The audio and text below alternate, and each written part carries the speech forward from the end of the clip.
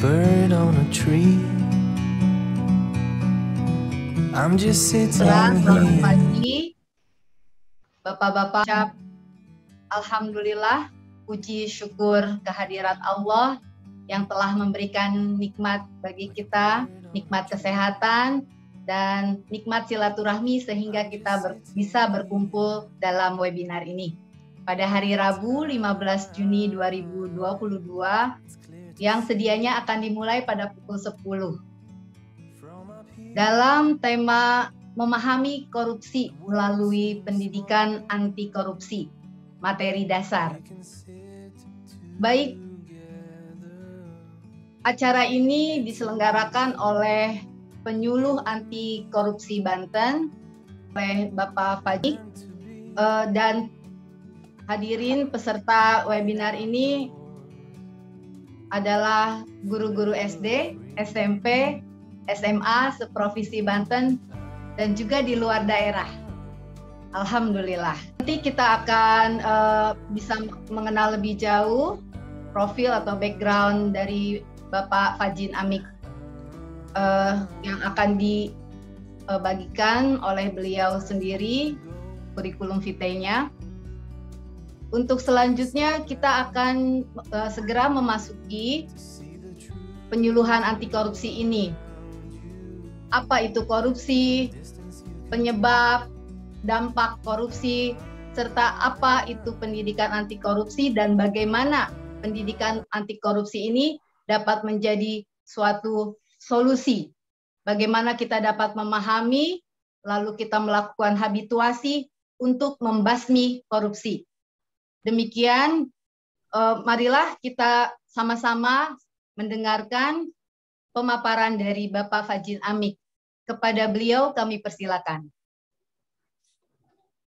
Ya, terima kasih Ibu Moderator, Ibu Lydia Mutmainah. Sebelumnya saya ucapkan banyak terima kasih ya terhadap Bapak Ibu semua sebagai garda terdepan pendidikan bangsa Indonesia, guru SD, SMP, dan SMA, yang dalam hal ini sebetulnya khusus di Provinsi Banten. Tapi ada mungkin beberapa teman Bapak Ibu semua sebagai peserta ini dari luar Provinsi Banten, baik itu dari Bangka ataupun dari Aceh. Mungkin ada yang belum masuk ke virtual meet ini. Pertama-tama saya ingin mengajak Bapak Ibu bersyukur bahwa hari ini kita diberikan kenikmatan oleh Allah Subhanahu wa taala, baik itu jasmani rohani kita. Alhamdulillah kita bisa bersua di kesempatan kali ini ya Bapak Ibu. Sholawat serta salam mari kita limpah curahkan pada junjungan Nabi Muhammad Sallallahu Alaihi Wasallam yang alhamdulillah sampai saat ini memberikan syafaatnya kepada kita, kenikmatan, ilmu pengetahuan dan lain-lainnya. Bapak Ibu yang saya hormati, pertama, ada beberapa hal yang harus saya sampaikan di sini terkait dengan kegiatan ini atau acara ini. Tadi sudah disebutkan, terima kasih oleh Ibu Moderator, Bu Lydia Mutmainah. Beliau juga kalau tidak salah guru SD atau SMP, Bu? Guru SD, Pak. SD di mana, Bu? Di SDN Kedaung Wetan Baru 2, Pak. Kota Tangerang. SDN Kedaung Wetan di Kota Tangerang. Kalau salah sedikit ya maklum saja lah kalau saya bukan, karena banyak sekali guru SD di sana, apalagi di Kota Tangerang. Ya, terima kasih Bu Lydia. Jadi ini tema kegiatannya seperti yang tadi sampaikan moderator, memahami korupsi melalui pendidikan anti korupsi. Materi dasar anti korupsi. Kenapa saya ambil tema tersebut? Tema tersebut saya ambil disesuaikan dengan apa yang sudah pernah saya buat dalam karya tulis saya sendiri, yaitu buku anti korupsi juga. Makanya saya memunculkan tema ataupun judul seperti itu, memahami korupsi melalui pendidikan anti korupsi. Titik 2 ya, sebuah materi dasar anti korupsi. Itu pertama. Yang kedua, apa maksud tujuan dari kegiatan ini? Tujuannya bagaimana saya ingin memberikan sebuah bimbingan kepada Bapak Ibu, khususnya guru-guru SD, SMP, dan SMA mengenai pendidikan anti korupsi dan pentingnya PAK, pendidikan anti korupsi ya, dalam kehidupan sehari-hari kita dengan profesi kita sebagai guru. Ingat Bapak Ibu ya, profesi guru.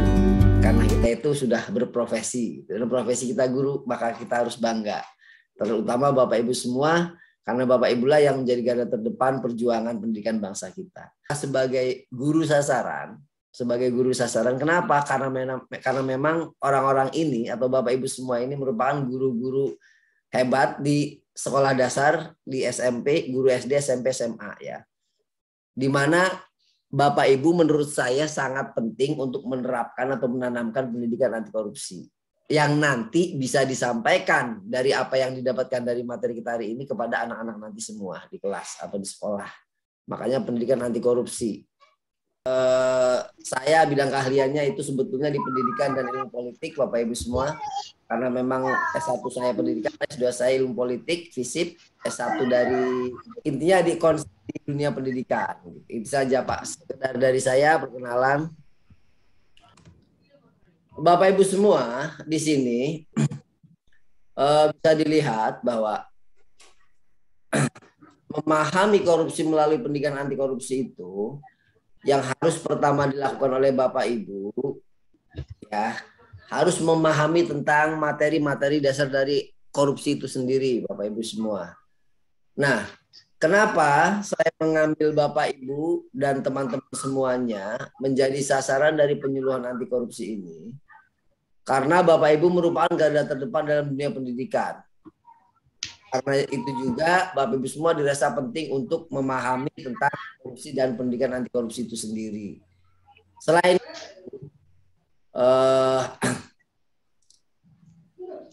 korupsi itu kan kita semua tahu, itu ada di mana-mana dan itu butuh solusi. Solusinya yaitu bukan hanya melalui penegakan hukum semata, tapi juga melalui sebuah proses pendidikan.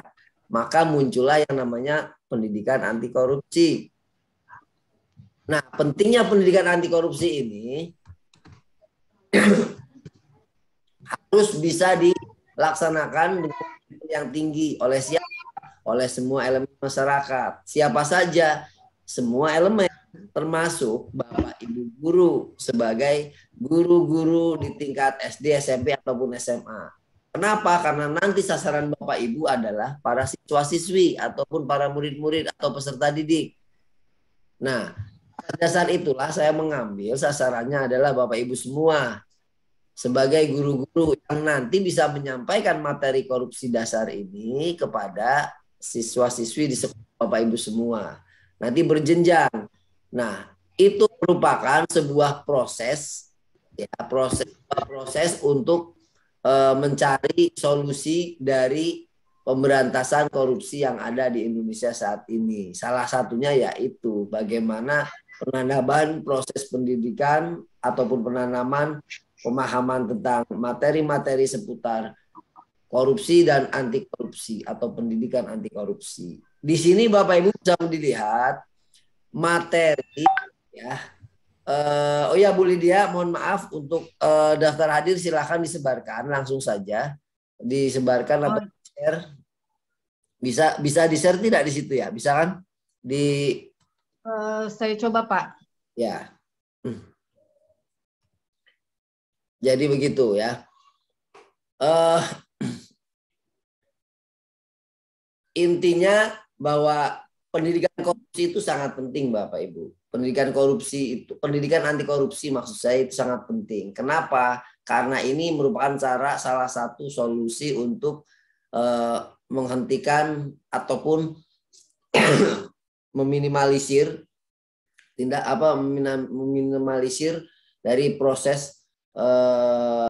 Maaf Pak, boleh nanya, itu yang dibagikan tadi daftar hadir di bawahnya itu kan ada pilihan, misalnya untuk evaluasi pelaksanaan ada ketepatan waktu, di sana ada 1, 2, 3, 4. Itu pilihan 1 itu artinya apa itu Pak? 2 apa, 3 apa, 4 apa itu maksudnya? Pilihan 1 itu cukup kayaknya ya. Pak, tergantung sangat baik atau cukup. Dari bawah atau dari atas? Tidak ada keterangan. Tidak ada keterangannya. Oh, tidak ada keterangannya. Jawab. Keterangannya itu dari bawah Pak. Dari cukup. Oh, ada Pak. Kurang. Dari kurang. Kurang, ya. Cukup, baik sekali ya. Ya betul. Oke, iya harusnya ada keterangan tapi nggak apa-apa. Intinya kalau nomor 1 itu cukup, nomor 2 baik, nomor 1 kurang, nomor 2 cukup, nomor 3 baik, nomor 4 sangat baik gitu ya? Iya, ada di deskripsi di atasnya Pak, boleh dilihat kembali di paling atas. Oh iya, kita lanjutkan itu dulu Bapak Ibu ya. Iya, boleh. Ya. Mati lagi. Silakan Pak Pajin, yang peserta mohon untuk di mute. Ya. Terima kasih. Ya, terima kasih. Sekali lagi, memahami korupsi melalui pendidikan anti korupsi, Bapak Ibu. Sebuah materi dasar anti korupsi. Dibutuhkan sebuah proses pendidikan anti korupsi di tubuh bangsa Indonesia. Kenapa? Karena banyak yang melakukan korupsi. Kenapa banyak yang melakukan korupsi? Tentunya ini disebabkan oleh berbagai macam faktor. Nah, faktor-faktor seperti itu nanti kita akan coba pelajari itu di materi ini Bapak Ibu. Tapi sebelum mengawal itu semua, Bapak Ibu mohon perhatikan di slide ini. Pertama, Bapak Ibu nanti akan coba tentang bagaimana membangun sebuah semangat anti korupsi, kedua bahaya dan dampak anti korupsi, ketiga pengetahuan terkait anti korupsi, keempat membangun sikap anti korupsi. Kalau materi 4 itu. Nah, layaknya sebuah kekuatan, pendidikan anti korupsi itu membutuhkan tenaga yang besar Bapak Ibu. Kenapa? Karena di kita sudah seperti Bapak Ibu ketahui kan terlalu banyak kasus yang terjadi di kita, baik kecil ataupun besar, bahkan dalam kehidupan sehari-hari kita yang namanya korupsi ada. Kadang diri kita sendiri ada, karena korupsi tidak hanya bersifat materi tapi imateri, seperti disiplin, waktu, dan lain-lain. Itu Bapak Ibu ya. Jadi sebelum memahami materi korupsi tersebut, saya ingin memotivasi Bapak Ibu semua. Mari kita harus semangat dengan korupsi, dengan anti korupsi, karena itu merupakan sebuah solusi bangsa kita untuk lebih baik ke depannya, untuk menjadikan bangsa ini sebuah bangsa yang maju dan kuat dengan bersih dari segala bentuk tindakan yang bersifat korup. Saya ingin ke Bapak Ibu semua berikan yel-yel ya. Berikan yel-yel itu jadi begini. Kalau saya sebutkan say no to corruption, misalkan tangannya seperti ini Pak. Say no to corruption, say no to corruption. Ibu bapak semua tinggal jawab. Corruption no gitu. Ya. Paham Bu ya? Bapak Ibu ya. Jadi kalau saya sebutkan say no to corruption, Ibu langsung seperti ini. Halo, terdengar suara saya? Tadi terputus-putus, mohon diulangi Pak, instruksinya bagaimana? Yel-yelnya kalau saya sebutkan say no to corruption. Say no to corruption. Ibu, bapak semua jawabnya corruption no gitu. Paham ya? Kita coba. Suaranya dinyalakan dulu nggak apa-apa buat yel-yel sekali ini. Say no to corruption. Corruption no. Iya, gitu. Maksud saya ulangi sekali lagi yang belum buka. Ya Pak, ulangi. Say no to corruption. Corruption no. Oh iya, bukan no ya, tapi no gitu. No. Sekarang nanti. Ulang. No. Iya. Saya ulangi sekali lagi, mohon maaf. Say no to corruption. Corruption no. Oke, terima kasih Bapak Ibu. Kita tepuk tangan buat kita semua gitu. Bapak Ibu, sebetulnya saya butuh waktu yang banyak ya. Tapi okelah kita manfaatkan waktu apa adanya dulu. Ke materi dulu. Silakan amati Bapak Ibu ya. Amati apa yang ada di slide. Saya ingin bertanya. Kira-kira itu gambar apa, Pak? Yang pertama untuk Pak siapa ini? Saya random ya. Saya sebutkan Pak Didin lah. Kira-kira itu gambar apa Pak Didin? Gambar tikus berdasi Pak ya. Oh Pak Didin, mohon maaf. Mengajar di mana Pak Didin? Kenapa Pak? Pak Didin mengajar di mana? Guru di mana? Di MTS Al Hidayah Ciamas Pak. Oh di MTS Al Hidayah Ciamas. Oke, Kabupaten Serang ya. Iya. Nah, bukan Ciamas Bogor tapi gitu kan. Bukan. Gambar apa ini kira-kira Pak Didin? Yang satu gambar tikus berdasi ya. Yang satu gambar tikus berdasi. Artinya apa kira-kira itu, Pak? Yang saya tahu tuh itu perumpamaan untuk koruptor, Pak ya. Oh, perumpamaan untuk koruptor. Berarti satu kata yang bisa Pak Didin ambil dari gambar ini apa? Apa ya? Koruptor. Koruptor sih. Oke. Ya, terima kasih. Koruptor. Saya minta ke Pak ini deh, ke Bu Indri Pratiwi. Ya. Iya, siapa? Itu gambar apa, Bu? Yang satu itu menggambarkan seorang koruptor, kemudian gambar kedua ini adalah suatu jeruji atau bisa dikatakan sanksi yang harusnya dijatuhkan kepada seorang koruptor. Kemudian yang ketiga ini kan menggambarkan jangan melempem, artinya ini adanya suatu penegakan gitu Pak, penegakan di mana seharusnya penegakan yang dilakukan terhadap pelaku korupsi ini dilakukan secara tegas gitu Pak, artinya harus adanya equality before of the law, persamaan di hadapan hukum. Betul. Padahal saya baru bertanya satu gambar ini ya, Bu Indri sudah menjawabnya ketiga gambar. Ini Bu Pipit sudah senyum-senyum kayaknya ini. Berarti tidak usah saya jelaskan juga kira-kira sudah pada tahu ini masalah gambar ini. Oke, pertama intinya satu kata tadi koruptor. Kata Bu Indri tadi betul sudah bicara tentang sanksi. Berarti sudah ke gambar kedua. Oke, nggak apa-apa. Tapi kita di gambar pertama dulu. Melihat gambar ini satu kata tadi koruptor. Kalau Bu Indri satu kata apa dari gambar ini? Di gambar pertama. Ini gambar ini. Satu kata saja. Kalau saya satu kata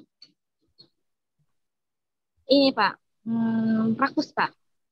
Rakus. Nah, sudah. Ganti ke gambar dua. Gambar pertama kata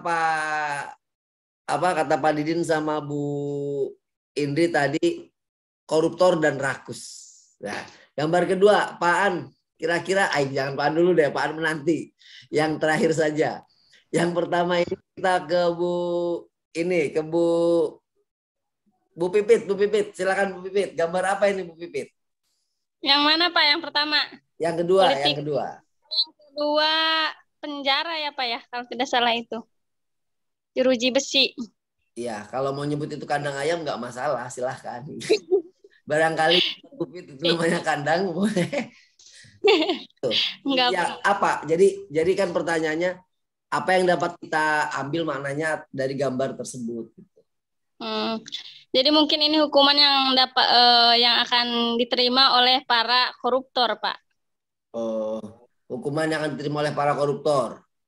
Jadi bagian itu apa? Jeruji besi ya? Dan ada lagi. Jeruji besinya ada gemboknya, artinya nggak bisa keluar. Coba kalau saya minta yang lain di sini masih ada yang kita ambil orang Tangerang, siapa ini? Ada orang Tangerang nggak?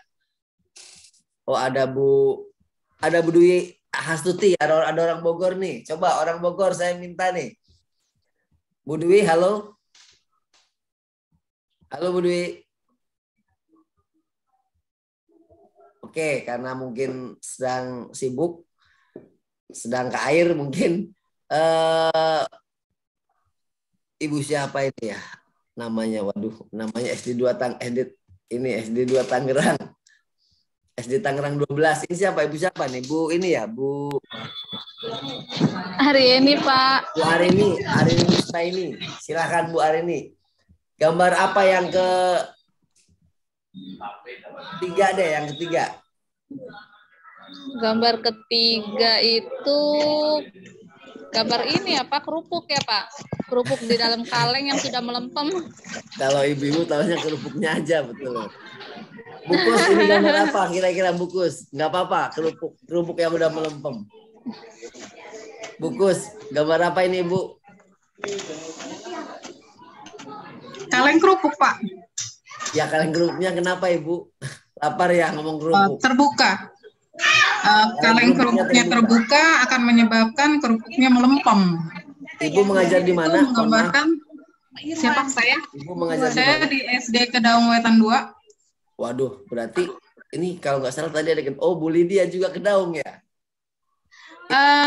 Itu tadinya satu komplek di Kedaung Wetan 8, sekarang beliau pindah ke SD Kedaung Wetan Baru 2. Oh iya, ya terima kasih, terima kasih Bu. Sama Ibu Indri. Jadi maksudnya apa Bu? Ini apa namanya? Maksudnya apa itu? Yang terbuka seperti itu kalengnya? Iya, kaleng kerupuk yang terbuka. Kaitannya itu, apa sama korupsi?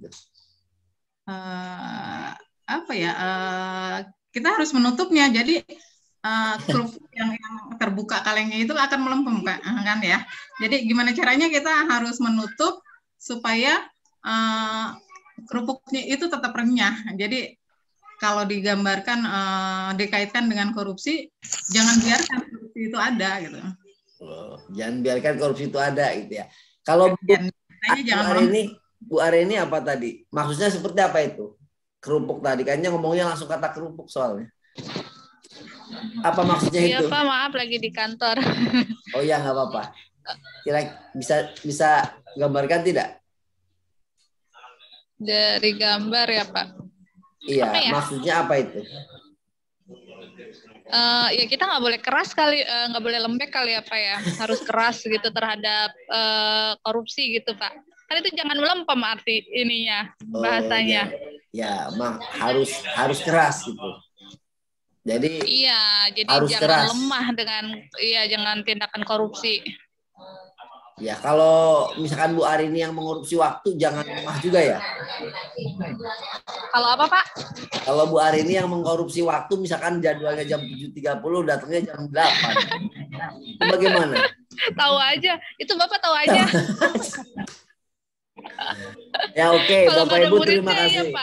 Ya, terima kasih Bu Arini, ya Bu Kus juga. Pak An terakhir nih saya minta Pak An coba gabungkan dari ketiganya, kira-kira apa ini Pak An? Pak, mungkin mudah-mudahan tidak salah Pak ya. Iya, apa yang bisa saya gabungkan ini.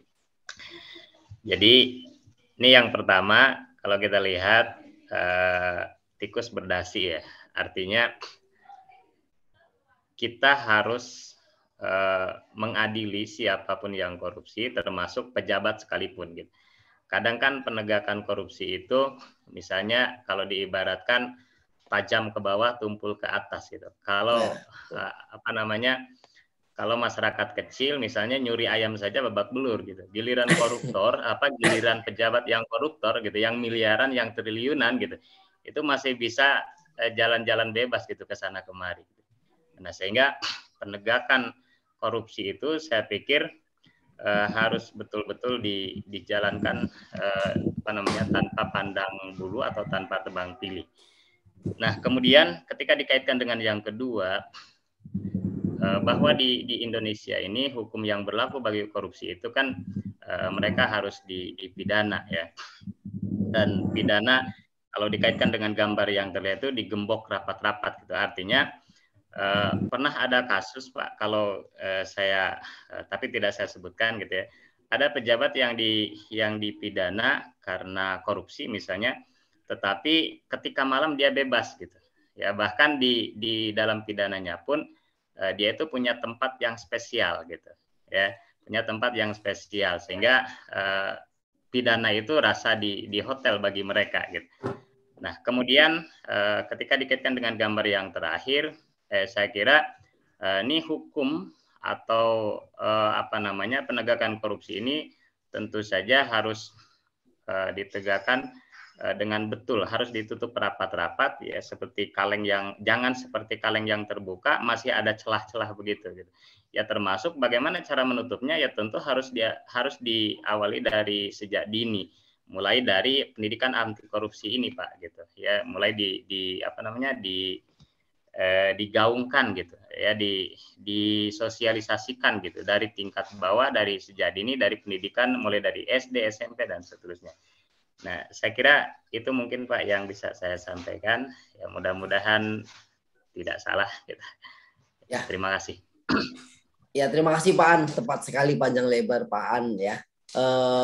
Betul sekali. Artinya Bapak Ibu semua tadi dijelaskan ataupun dipaparkan ya oleh semuanya tadi teman-teman, dari mulai gambar pertama, kedua, ketiga, memang betul. Yang terutama tadi pertama itu sisi gelapnya itu adalah karena memang sisi gelap semua ya.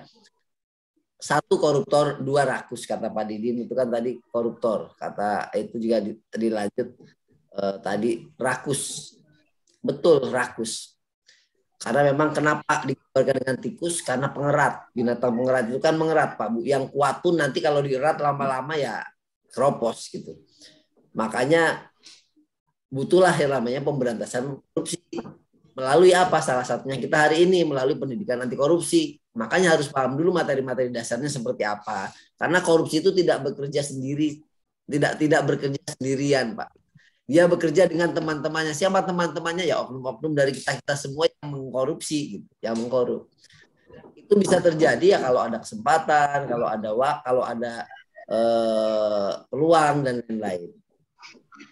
Nah, makanya orang yang rakus, orang yang koruptor itu harus yang namanya dikasih efek jerah, yaitu berupa hukuman. Muncullah gambar kedua, Hotel Prodeo namanya. Gitu kan. Setelah itu, makanya dibutuhkan juga sebuah proses usaha bagaimana caranya menghindari ataupun caranya meminimalisir atau bahkan menghilangkan yang namanya korupsi, gitu kan. Melalui pendidikan anti korupsi muncullah kaleng melempem tadi Pak Bu. Jangan melempem proses usaha untuk apa? Untuk melawan korupsi ini. Kenapa? Karena kalau melempem, karena kalau diam, karena kalau terbuka itu nanti kerupuk itu kalau dibuka lama-lama ya melempem atau bahasanya umes mungkin ya. Umes itu nggak enak dimakan, nggak renyah lagi. Makanya harus ditutup, keran-keran untuk mengakibatkan korupsi itu harus ditutup. Sebab-sebab korupsi segala macamnya kan kita tahu. Kemudian dampak-dampaknya juga kita tahu. Nah kalau sudah tahu semuanya, itu kan berarti sudah tahu dan masuk dalam proses pendidikan anti korupsi. Diharapkan orang-orang yang sudah memahami tentang korupsi dan pendidikan anti korupsi itu setidaknya mampu memahami dampak-dampak korupsinya sehingga dinilai semoga aja takut. Semoga saja tidak mau melakukan yang namanya korupsi, termasuk kita semua, baik dalam kehidupan sehari-hari ataupun dalam yang menyangkut keuangan negara. Nah, terima kasih Bapak Ibu, kita masuk ke materi inti. Jadi begini Pak Bu, materi dasar korupsi itu ada beberapa, yaitu ada 4 dalam hal ini. Pertama, membangun semangat anti korupsi. Kedua, bahaya dan dampak korupsi. Ketiga, pengetahuan terkait korupsi atau anti korupsi. Dan keempat, integritas dan nilai-nilai anti korupsi. Ya, ini Bapak Ibu, poinnya banyak. Membangun semangat anti korupsi itu apa? Pertama, nah kita langsung. Membangun semangat anti korupsi itu pertama ada yang namanya contoh berbagai usaha mencegah dan menentang korupsi. Seperti apa sih? Ya, contohnya banyak Pak Bu, contoh berbagai usaha mencegah dan menentang korupsi. Misalkan ya salah satu hari ini kita melakukan proses pendidikan anti korupsi melalui penyuluhan dan lain-lain. Ini berusaha untuk mencegah ataupun menentang korupsi Bapak Ibu. Atau misalkan melaporkan orang yang melakukan korupsi. Bapak Ibu lingkungan RT misalkan. Silahkan. Itu juga itu contoh mencegah dan menentang korupsi. Organisasi Bapak Ibu di sekolah, di kantor, di tempat lainnya. Kepala kita ataupun pimpinan kita melakukan itu, ya laporkan silahkan. Tidak masalah ya. Bahkan harus sebagai warga negara yang baik. Kemudian membangun semangat anti korupsi itu ada poin selanjutnya, tujuan akhir dari berbagai usaha mencegah dan menentang korupsi. Ada juga referensi role model, indikator keberhasilan capaian korupsi, pemberantasan korupsi. Mohon maaf maksudnya pemberantasan korupsi. Indikatornya apa saja nih? Bisa dilihat Bapak Ibu membangun semangat anti korupsi itu. Sebelumnya Bapak Ibu semua harus tahu juga ya mengenai yang poin kedua. Bahaya dan dampak korupsi, pengetahuan terkait anti korupsi dan integritas nilai-nilai anti korupsi. Saya ingin menggarisbawahi membangun semangat anti korupsi tadi kita sudah ya garis besarnya. Kemudian pengetahuan terkait anti korupsi di sini Pak. Nah, pengetahuan terkait anti korupsi ini bisa dilihat Di dalamnya itu membahas tentang pengertian korupsi, faktor-faktornya, dan lain-lain ya. Bagaimana cara memberantas korupsi? Saya tidak menjelaskan dulu korupsi seperti apa, bagaimana. Setidaknya sampai Bapak Ibu semua memahami korupsi yang ada di kepala Bapak Ibu semua. Bahwa korupsi itu tindakan yang proses perbuatan melawan hukum, ya, yang merugikan orang lain, yang bertentangan dengan hukum atau aturan lainnya dan merugikan orang lain. Itu.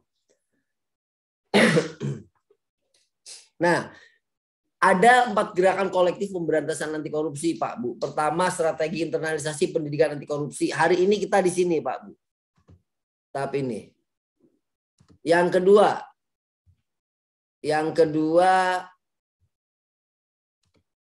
melawan korupsi dengan hidup sederhana. Nah, dengan hidup sederhana.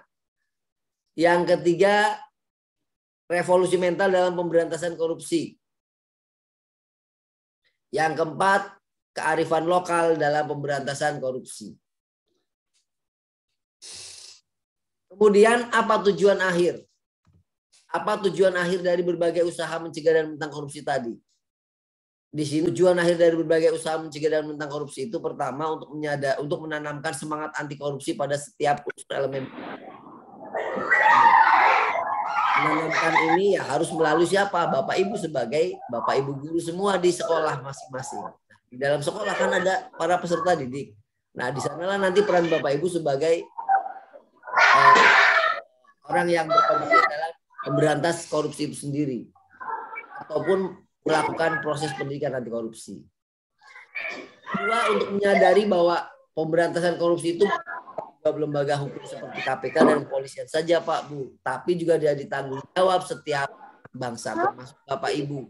Karena Bapak Ibu sebagai bemper pendidikan, sebagai orang dalam dunia pendidikan yang bisa memberikan atau menanamkan nilai-nilai anti korupsi kepada anak-anak, maka Bapak Ibu dinilai orang yang paling penting yang harus bergerak dalam pendidikan anti korupsi.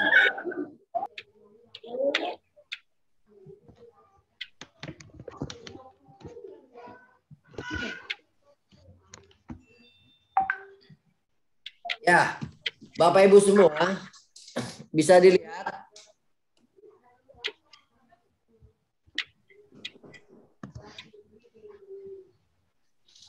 dampak terakhir dari korupsi itu adalah buyarnya masa depan demokrasi. Artinya demokrasi yang ada di Indonesia ini semakin tidak menentu karena nilai-nilai nilai anti korupsi seperti kesederhanaan, seperti keberanian, tanggung jawab itu tidak digunakan atau tidak dilaksanakan atau tidak dilakukan atau tidak dimiliki oleh semua warga negara.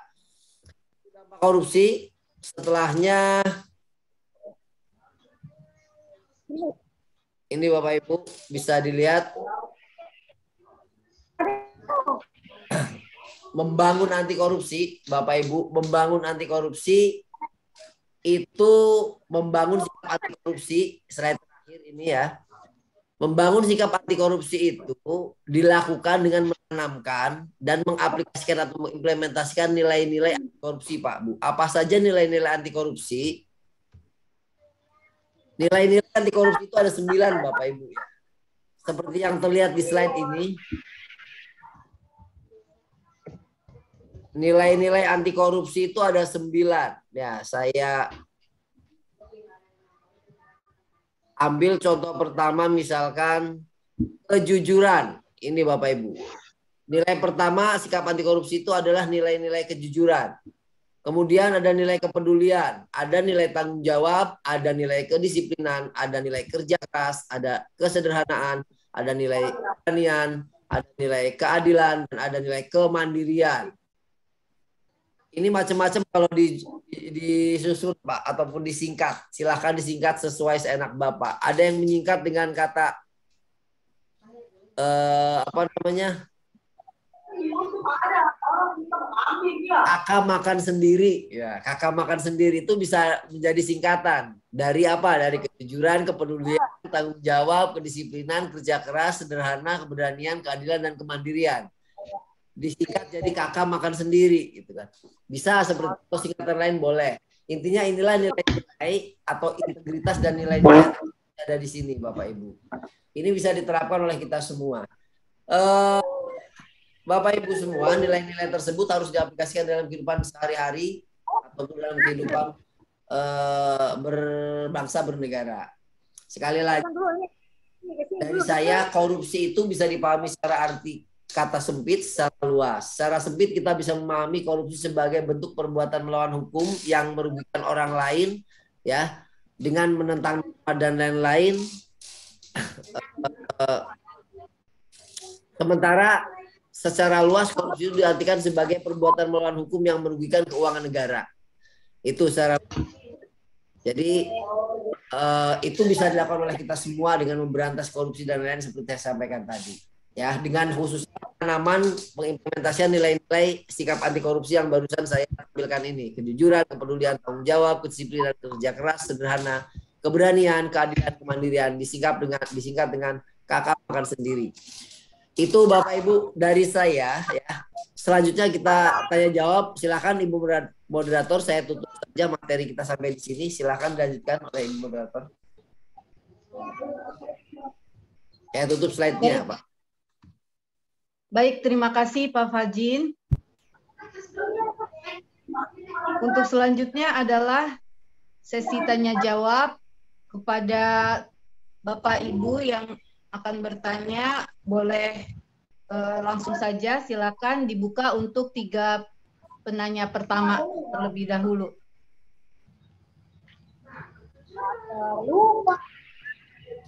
Silakan. Atau ada yang mau menjelaskan seputar korupsi dan anti korupsi yang Bapak Ibu pahami atau Bapak Ibu pernah lihat? Silakan, nggak apa-apa, nggak mesti bertanya, tidak, silakan.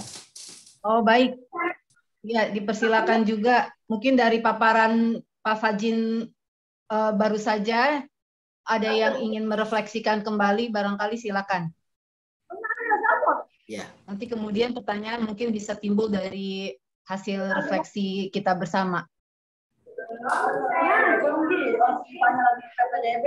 Pak Aan, oke, siapa? Menambahkan Pak. Iya silakan. Ibu siapa dari? Baik, dari silakan. Ibu Indri ya.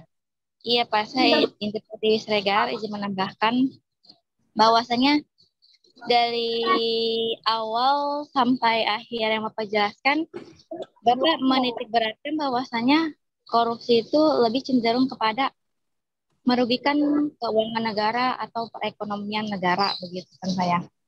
Tapi kemudian selanjutnya juga ada dampak-dampak, yaitu menimbulkan meningkatnya angka kemiskinan dan juga berpengaruh terhadap kesejahteraan negara, gitu kan Pak, pada intinya. Nah, menurut saya seperti ini Pak. Sebenarnya bentuk dari itu korupsi itu bukan hanya dari merugikan keuangan negara saja, gitu Pak. Akan tetapi juga ada yang namanya itu suap menyuap, gitu Pak. Artinya apa? Artinya di sini memang benar anti korupsi itu pendidikannya dilakukan dengan menanamkan nilai-nilai kebenaran pada anak, seperti disiplin dan tadi seperti nilai-nilai yang sudah Bapak jabarkan, gitu kan Pak ya, keberanian dan segala macam. Tapi kalau misalkan seandainya dikembalikan dengan contoh seperti ini Pak, misalkan ada suatu perusahaan dan X ini berperan sebagai suatu direktur, gitu Pak. Nah, agar perusahaan tersebut dapat berkembang 5 tahun 7 tahun ke depan, maka si direktur ini harus melakukan yang namanya suap ke suatu pejabat tertentu, gitu Pak, agar si perusahaan ini mendapatkan suatu keuntungan, gitulah, dari proyek negara ini, gitu Pak. Nah, bagaimana kalau misalkan seandainya si direktur ini tidak menerima, maksudnya tidak melakukan suap? Artinya secara otomatis perusahaan tersebut akan mengalami pilot atau bangkrut, gitu Pak. Dan di sini juga akan menimbulkan yang namanya ini angka pengangguran yang meningkat, gitu Pak. Gitu Pak. Jadi intinya di sini adalah terkadang yang namanya suatu korupsi itu bukan dilakukan oleh orang yang memang benar-benar memiliki mensrea, niat jahat gitu Pak. Akan tetapi terkadang seseorang melakukan suatu korupsi. Korupsi kan tidak hanya merugikan keuangan negara, tetapi juga suap menyuap, perbuatan curang, dan lain sebagainya gitu kan sayang. Ada juga suatu kondisi di mana seseorang harus melakukan korupsi untuk demi kebaikan bersama gitu Pak. Seperti contoh yang tadi saya sampaikan. Misalkan kalau misalkan si direktur ini tidak melakukan suap terhadap pejabat, secara otomatis dia tidak memikirkan berapa banyak beribu karyawan pabrik yang harus dia pecat karena pilot perusahaan tersebut gitu Pak. Yang artinya kasus korupsi ini tidak hanya berpacu pada kerugian negara, maksudnya dilakukan oleh orang-orang pihak-pihak penyelenggara negara yang memiliki kekuasaan, kewenangan, jabatan dan segala macamnya, akan tetapi juga bisa dilakukan di luar penyelenggara negara gitu Pak.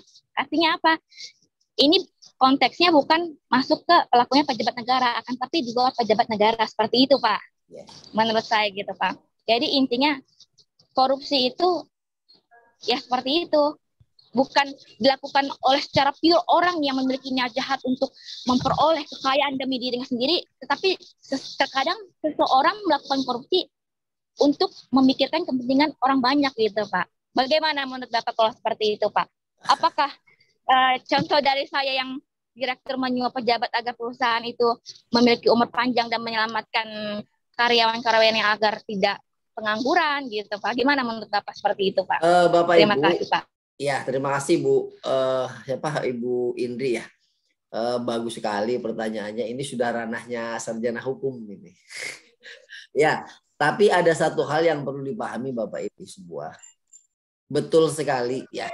Yang namanya korupsi itu bukan hanya di instansi-instansi negeri saja, tapi juga di swasta juga korupsi. Ya ada, betul ada.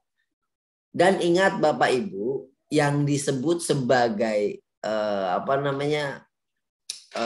pegawai itu bukan hanya pegawai negeri saja yang dikaitkan dengan korupsi, tapi juga pegawai-pegawai yang memang pegawai negeri itu bukan misalkan bukan hanya PNS saja, tapi juga ada pegawai-pegawai yang bersumber uangnya itu gaji dan lain-lainnya dari negara. Itu juga pegawai yang dimaksud oleh undang-undang ini Bu. Nggak hanya pegawai negeri sipil. Nah, kaitan sama yang perusahaan menyelamatkan orang banyak dengan cara menyuap pejabat yang tadi disampaikan oleh Ibu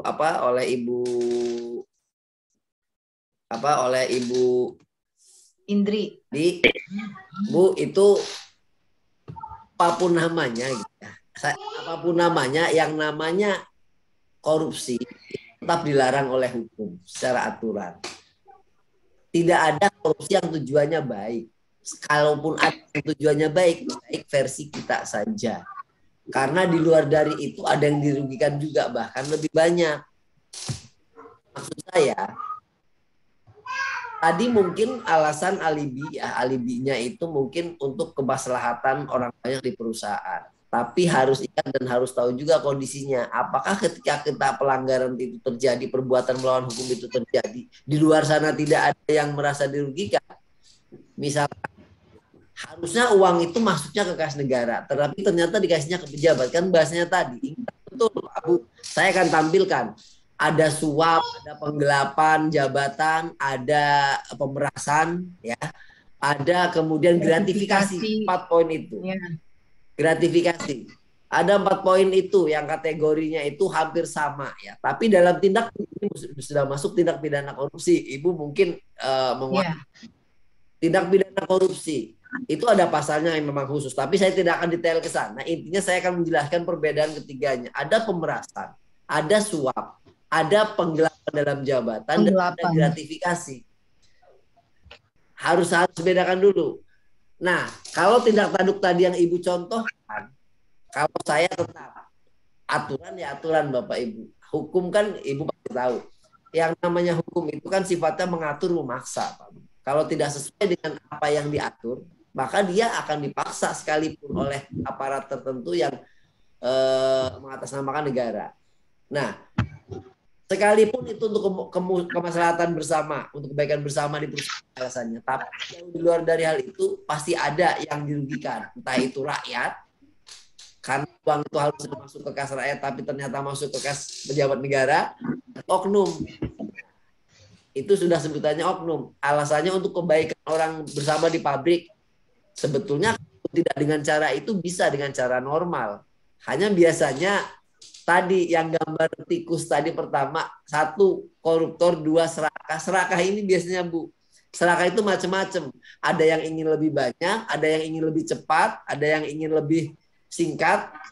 Ini serakah juga. Nah, kategori itulah yang harusnya dimasukkan ke sana, tindak tanduk yang dilakukan oleh bos tadi untuk kemaslahatan karyawan misalkan. Padahal di luar dari sistem itu, cara itu ada sistem lain yang harusnya lurus dan bisa dilakukan walaupun mungkin sedikit lebih lama.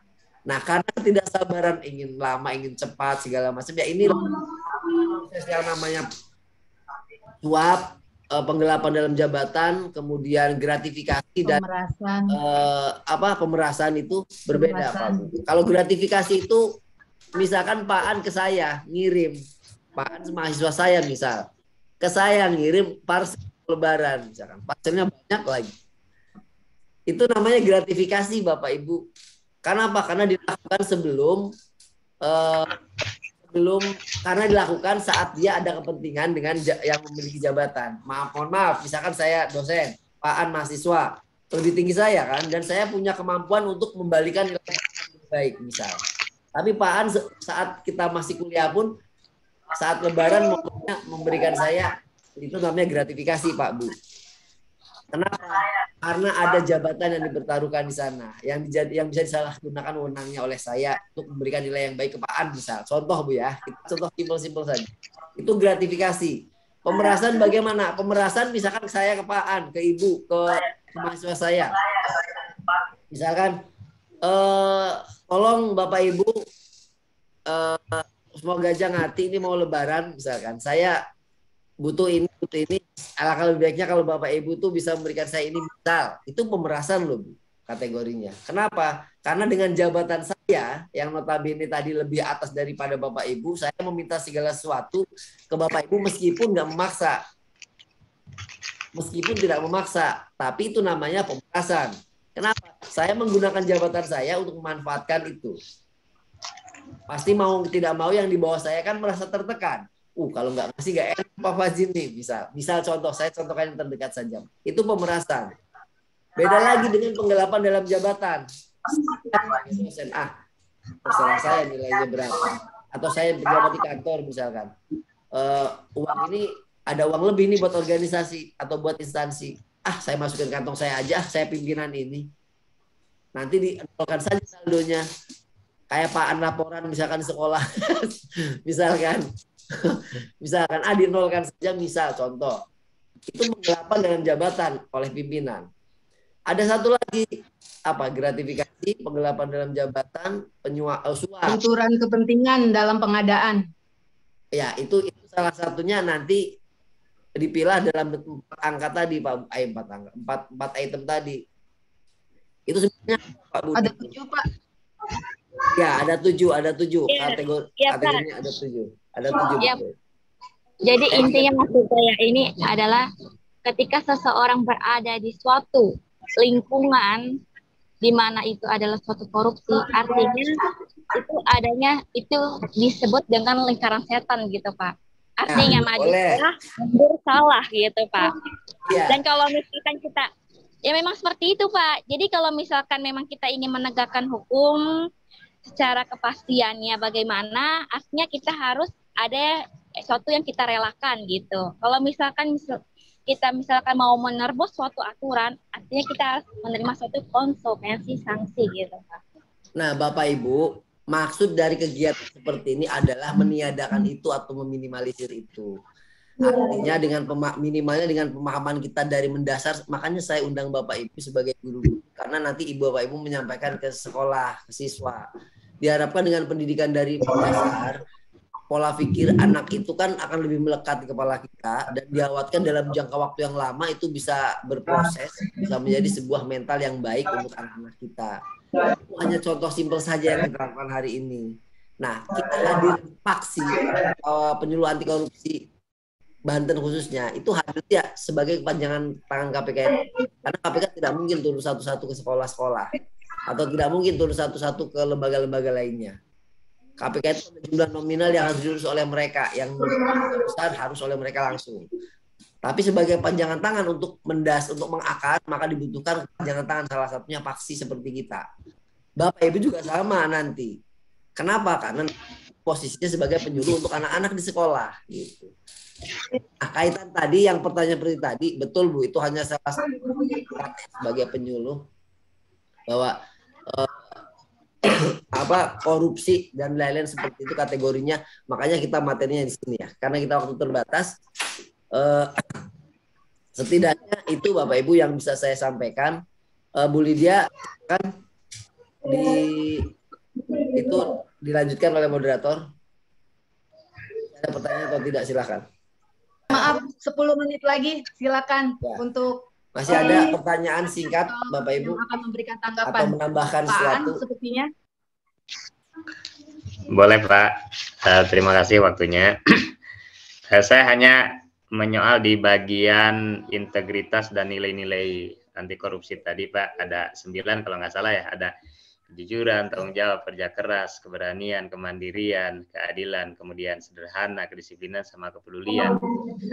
Sebagai orang yang saya pernah belajar S1-nya tuh di PAI Pak ya. Jadi saya ini SPDI, kemudian sekarang ikut di PPKN.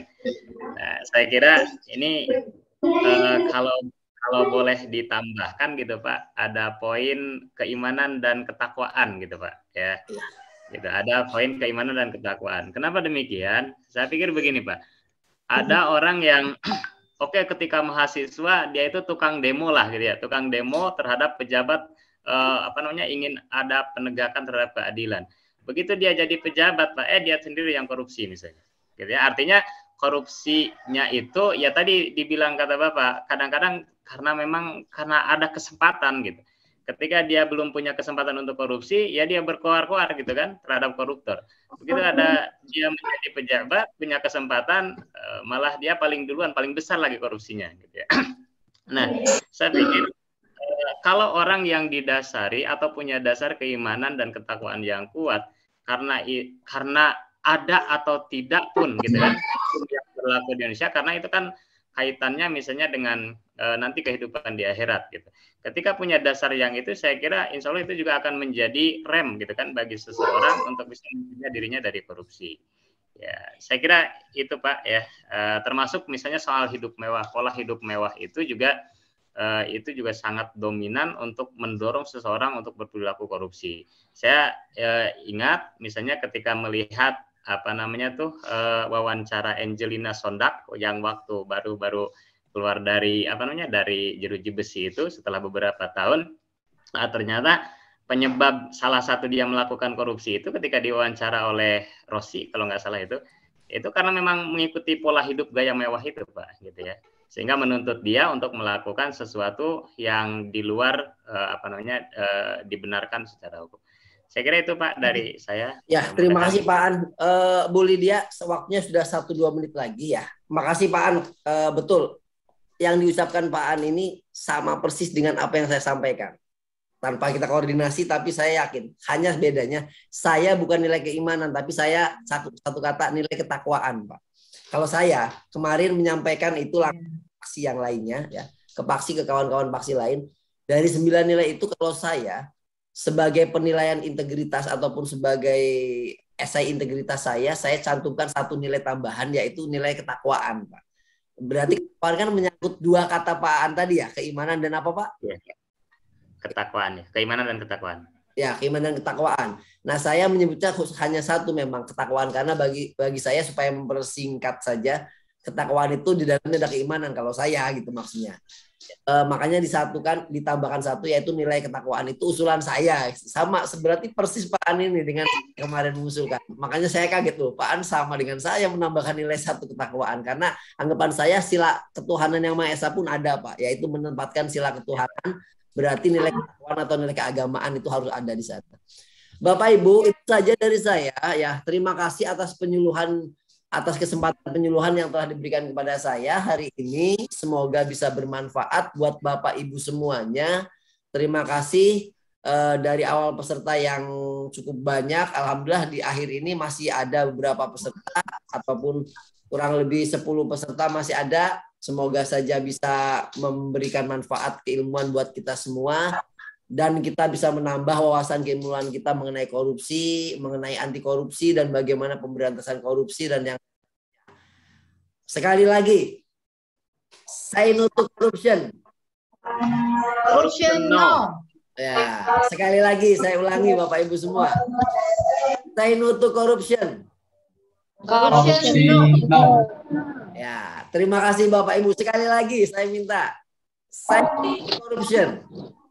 Corruption no. Ya, terima kasih Bapak Ibu semua. Dari sekali lagi banyak-banyak terima kasih. Mohon diisi daftar hadirnya Bapak Ibu di apa namanya? Bu Lydia, sampaikan tolong. Daftar hadir dan apa? Iya. Daftar hadir dan evaluasi kegiatannya ada di chat linknya ya Bapak Ibu. Ya. Sudah ditemukan? Kalau chat yang sekarang mah udah nggak ada itu Bu Lydia. Oh iya, oh baik. Ya. Dimasukkan lagi Bu Lydia. Share lagi, baik. Ya. On the way. Jangan dulu keluar dulu Bapak Ibu. Kalau sudah dimasukkan copy paste, baru nanti keluar boleh. Iya. Oke. Baik. Sudah diterima kah? Sudah diterima ya. Sudah ada. Sudah ada di chat ini. Ada. Ya, yang lain silakan diisi. Yang baru masuk, Bu Linda ya, juga. Pak, Bu. Ayo. Ya, silakan ditutup Ibu. Baik, sisa berapa menit lagi ya Pak Fajin? Kayaknya sekitar 2 menit, nggak lama ini Bu. Ya baik, barangkali ditutup saja. Terima kasih teman-teman, bapak-bapak, ibu-ibu, dan narasumber kita, Bapak Fajin Amik, untuk sesi penyuluhan anti korupsi ini yang secara singkat, padat, namun insya Allah kita mempunyai pemahaman atau visi yang sama dan mempunyai tekad yang sama. Kita di sini ada untuk belajar, untuk memahami, lalu kita berusaha dalam konteks pendidikan ini kita menciptakan pembiasaan-pembiasaan bagi diri sendiri maupun juga bagi peserta didik kita yang merupakan agen perubahan di masa mendatang. Untuk selanjutnya menimbulkan aksi apa? Yaitu aksi untuk membasmi korupsi. Demikian barangkali kesamaan atau semangat baru yang kita dapatkan pada sesi kali ini. Di samping itu kami selaku moderator mengucapkan memohon maaf yang sebesar-besarnya karena kendala teknis dan sebagainya. Berharap bahwa sesi yang singkat ini akan kita bisa tindak lanjuti lagi untuk menjadi sebuah aksi yang nyata dalam usaha memberantas korupsi ini. Demikian barangkali. Bapak Ibu dan ada sesi foto juga bersama. Oh, iya, baik. Ya ditutup saja dulu. Saya kebetulan tidak bisa ini Pak, bagaimana ya? Enggak, saya yang foto, Bu. Saya foto dari laptop. Oh, baik. Ya, terima kasih teman-teman. Iya. Baik, Pak Didin dibuka itunya, fotonya. Ya, Bu.